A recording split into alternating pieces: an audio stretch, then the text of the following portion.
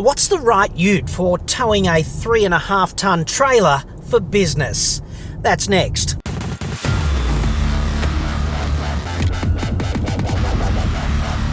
I'm John Cadogan from autoexpert.com.au, the place where Australian new car buyers save thousands off their next new cars. Hit me up on the website for that. Here's a question from Paul.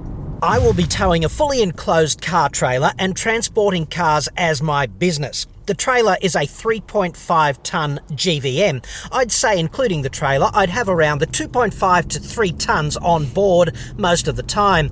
I'm after a twin cab ute that has good tech and must have leather. I need something that is obviously a good tow vehicle and especially for long trips. Please help. I looked at the Ram, but it's overpriced for what you get. I was thinking either the wildtrak or hilux Rogue. I looked at the BT50, but you don't get much for the price. Any others that would be better? At the risk of being completely flippant here, none of them are much good at towing 3.5 tonnes. And that's simply because the gross combination mass is really compromised when you've got a 3.5 tonne trailer slung behind, even though technically they will tow that 3.5 tonne trailer. So what this means is the payload of the ute is so severely compromised that you could easily be overloaded just by having 4 big beefy passengers and, I don't know, a bull bar and a couple of jerry cans or something in the back.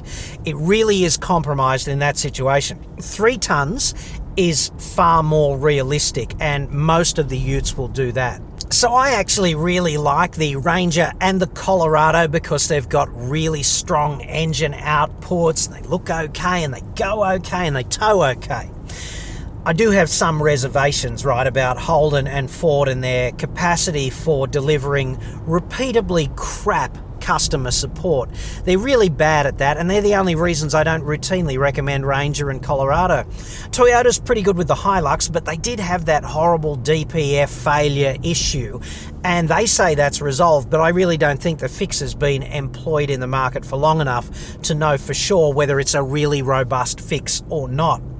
And I take the point about, if you're doing this for a business, your ute is your office and you're going to spend a lot of time in it and you need to be comfortable. So you really need to sit in it as well and make a subjective determination about which one suits you the best.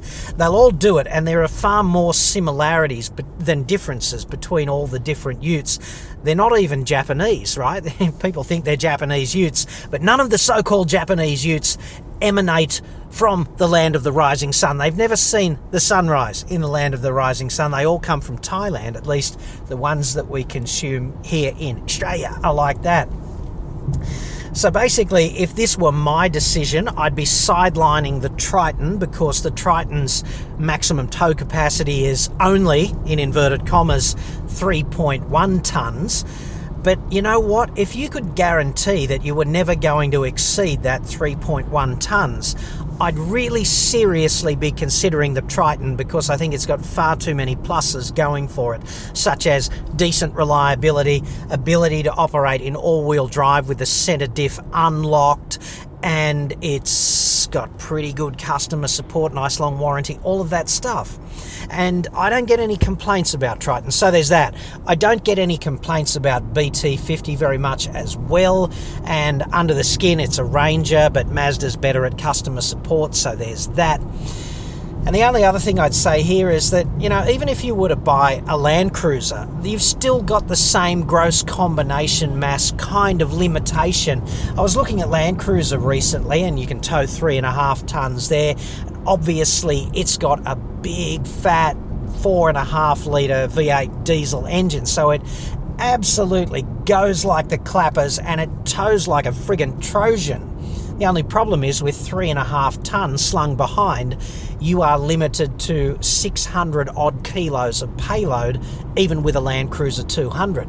So you really do have to manage the payload in the ute when you're towing the big loads, those 3.5 tonne loads. And that's very serious because if you're doing this over a long distance for business and you get pulled over and weighed, if you blow the gross combination mass limit, you're not going to be proceeding, and there's probably a big fat fine in it as well. So subjective choice on the ute, the Hilux or the Ranger. They'll both do it. The Rogue and the wildtrak, very attractive propositions as vehicles. From a customer support point of view, I'd be a customer support. Did I just say that? From a customer support point of view, I'd suggest that Toyota runs rings around Ford, but the Ranger goes a fair bit better with that 3.2 litre 5-cylinder engine as opposed to the 2.8 diesel in the Hilux. So there's that. So you got a bit of thinking to do. It's really not a perfect solution for towing 3.5 tons, but hey, it'll do 3 tons all day long. Any of the utes will do 3 tons all day long, and you won't have much of a gross combination mass compromise there.